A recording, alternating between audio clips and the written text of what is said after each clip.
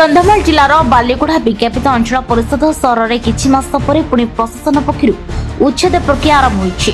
सहर सौंदर्यकरण सुरक्षा परिच्छन व्यवस्था और ट्राफिक समस्या दृष्टि रखी आज पूर्व निर्देश प्रकार बालीगुड़ा बजार ड्रेन उपर उठा दुकान उच्छेद कर सहर भेंडिंग जोन रे गुड़िकरे थैथान करिथिबा देखिबाक मिछि।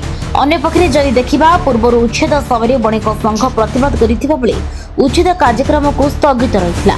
हेले नूतन भाव में उपजिलापाल प्रणीता दास दायित्व नेबा परे पुणी से उच्छेद प्रक्रिया चालू करुथिबा देखिबाक मिछि।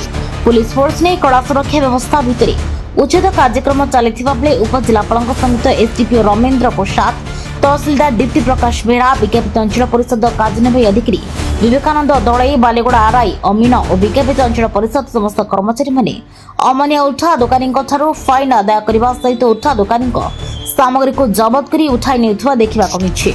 बालीगुड़ा शिवंत दिगल की रिपोर्ट विकसित भारत न्यूज।